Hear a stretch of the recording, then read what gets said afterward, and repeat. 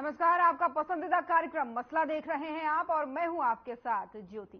केंद्र सरकार से अपनी मांगों को लेकर के एक बार फिर से किसानों ने कमर कस ली है। पंजाब हरियाणा के किसान 13 फरवरी को दिल्ली कूच की पूरी तैयारी कर चुके हैं, लेकिन दूसरी तरफ सरकार और प्रशासन भी पूरी तरीके से तैयार है। केंद्र और राज्यों की तरफ से सुरक्षा व्यवस्था को लेकर पुख्ता इंतजाम कर लिए गए हैं। किसानों के कूच को लेकर के दिल्ली पहुंचने से उन्हें कैसे रोका जाए, इसको लेकर के कई बॉर्डर्स पर पुलिस ने बैरिकेडिंग और कटीले तार भी लगा दिए हैं। किसानों के प्रदर्शन को देखते हुए राज्यों की सीमाओं पर सुरक्षा कड़ी कर दी गई है। अंबाला के शंभू बॉर्डर से करीब 1 किलोमीटर पहले पुलिस ने बैरिकेडिंग लगाकर सभी आने जाने वालों को रोक दिया है। सीमेंट की बैरिकेडिंग के साथ ही कटीले तार इसलिए भी लगाए गए हैं ताकि ट्रैक्टर ट्रॉलियां वहां से गुजर न सके। शंभू बॉर्डर पर हरियाणा पुलिस के साथ बीएसएफ पैरामिलिट्री फोर्स को भी तैनात कर दिया गया है, तो वहीं झज्जर के टीकरी बॉर्डर पर भी सुरक्षा के पुख्ता इंतजाम कर दिए गए हैं। मेट्रो पिलर्स पर सीसीटीवी लगाए गए हैं। प्रदेश भर के 15 जिलों में धारा 144 लगा दी गई है और इतना ही नहीं, दिल्ली और बहादुरगढ़ आने जाने वाले रास्ते पर भी बैरिकेडिंग कर दी गई है। और इसी के साथ ही सिरसा के चौधरी दलबीर सिंह इंडोर स्टेडियम और डबवाली के गुरु गोविंद सिंह स्टेडियम को अस्थायी जेल तक बना दिया गया है। प्रदेश भर के लोगों के लिए ट्रैवल एडवाइजरी भी प्रशासन के द्वारा जारी कर दी गई है। साथ ही आपको बता दें कि संवेदनशील इलाकों पर जाने से बचने की सलाह भी दी गई है और इंटरनेट पर भ्रामक तस्वीरें नहीं फैलाने की खासकर सलाह और अपील कर दी गई है। ऐसे में सबसे बड़ा सवाल ये बनता है, क्या सरकार किसानों को दिल्ली पहुंचने से वाकई रोक पाएगी या फिर किसानों की मांगों पर सरकार मान जाएगी?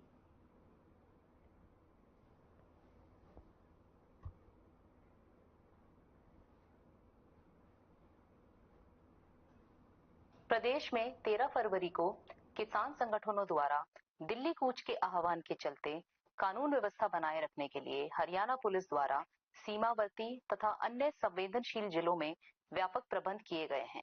प्रदेश में कानून व्यवस्था सुचारू बनाए रखने के लिए 15 जिलों में धारा 144 लगाई गई है, जिसके तहत ट्रैक्टर ट्रॉली के माध्यम से किसी भी प्रकार के धरना प्रदर्शन अथवा मार्च को प्रतिबंधित किया गया है। कानून व्यवस्था सभी के लिए समान है और इसे बाधित करने वालों को सख्ती से निपटा जाएगा।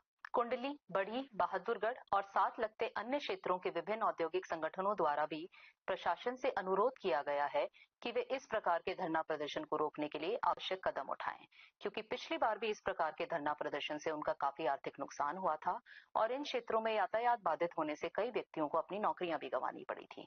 इसके साथ ही प्रदेश में विभिन्न किसान संगठनों ने भी पुलिस प्रशासन को आश्वस्त किया है कि वे इस धरना प्रदर्शन में भाग नहीं लेंगे। किसान संगठनों द्वारा यह भी अपील की गई है कि ट्रैक्टर ट्रॉली खेतों में चलाने के लिए है, न कि धरना प्रदर्शन में इस्तेमाल करने के लिए। प्रदेशवासियों से यह अपील की जाती है कि वे यातायात संबंधी तथा अन्य महत्वपूर्ण जानकारियों के लिए हरियाणा पुलिस के आधिकारिक ट्विटर हैंडल और फेसबुक पेज को फॉलो करते रहें।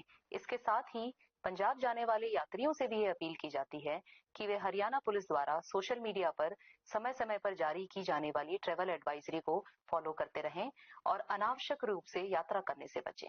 किसी भी आपातकालीन स्थिति में डायल 112 से संपर्क करें। सोशल मीडिया के माध्यम से दुष्प्रचार करने वाले शरारती तत्वों पर सोशल मीडिया मॉनिटरिंग सेल द्वारा लगातार नजर रखी जा रही है और ऐसे व्यक्तियों के खिलाफ सख्त कानूनी कार्रवाई अमल में लाई जाएगी। आम जनता से भी यह अपील की जाती है कि वह सोशल मीडिया पर किसी भी प्रकार के कंटेंट और वीडियो को बिना पुष्टि किए शेयर ना करें।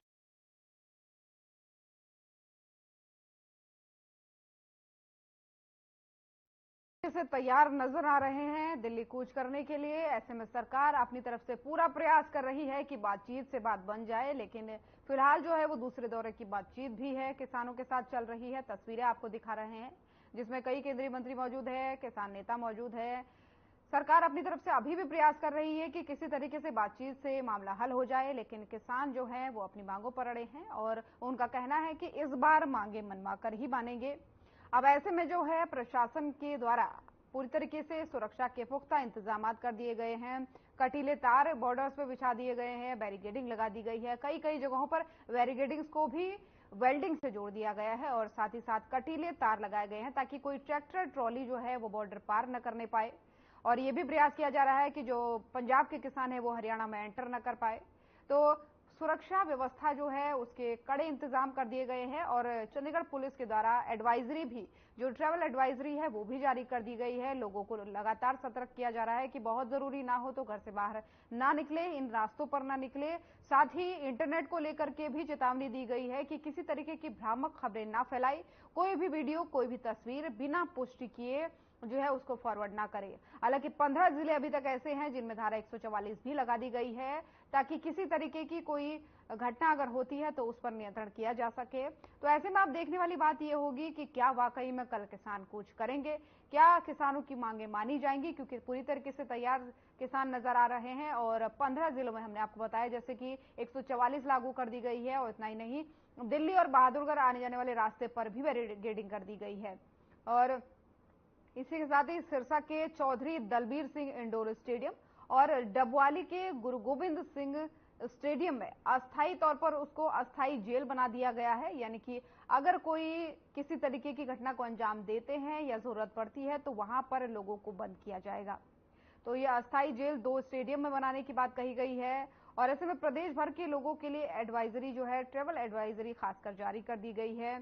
बिना पुष्टि के कोई वीडियो ना सर्कुलेट किया जाए, इसके लिए भी खासतौर पर कहा गया है। और साथ ही साथ लोगों को यह भी कहा गया है कि अगर जरूरत पड़े तो फिर भी कोई इमरजेंसी लगती है तो डायल 112 पे लोग कॉल कर सकते हैं, इमरजेंसी के सिचुएशन में उनको सहायता दी जाएगी। तो ये बड़ी खबर है जिसमें किसान अपनी मांगों को मनवाने के लिए करके एक बार सड़कों में फिर से उतरने को तैयार हैं और दूसरी तरफ सरकार कोशिश कर रही है कि बातों से जो है वो मसला सुलझ जाए।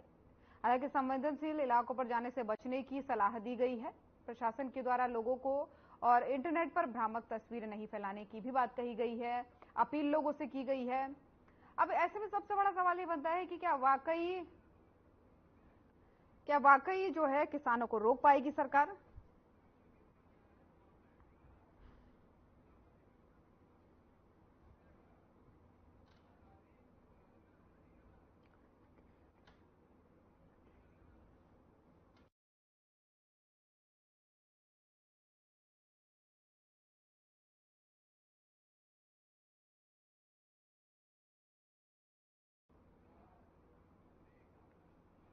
और इसी खबर पर ज्यादा जानकारी के लिए मेहमानों का पैनल हमारे साथ जुड़ चुका है। रविंद्र ढूल जी प्रवक्ता कांग्रेस हमारे साथ जुड़ चुके हैं फोन लाइन पर। रामराजी शर्मा जी प्रवक्ता बीजेपी हमारे साथ जुड़ चुके हैं। बीजेपी के प्रवक्ता रामराजी जी, आपसे जानना चाहूंगी, किसान तैयार हैं, हालांकि बातचीत भी चल रही है, सरकार पूरा प्रयास कर रही है देखा जा रहा है, लेकिन जो सुरक्षा व्यवस्था एक तरीके से तैयार कर दी गई है, क्या कुछ प्लान सरकार का है? देखो जी, जैसा आपको मालूम है, विश्व के सबसे लोकप्रिय और सबसे ताकतवर प्रधानमंत्री आदरणीय नरेंद्र मोदी जी, जो किसानों के, मजदूरों के, 36 बरादरी के हितैषी हैं, पीछे भी उन्होंने किसानों को बातचीत के लिए बुलाया, उनकी समस्या का समाधान किया। और अब भी 3 केंद्रीय मंत्रियों की उन्होंने कमेटी बना रखी है, जिसमें अर्जुन मुंडा जी हैं, नित्यानंद राय जी हैं, पीयूष गोयल जी हैं। और मेरा किसान भाइयों से भी विनम्र आग्रह है कि कानून हाथ में ना लें और सरकार का सहयोग करें, बातचीत से समस्या का हल करें, क्योंकि बातचीत ही सबसे बड़ा समाधान है।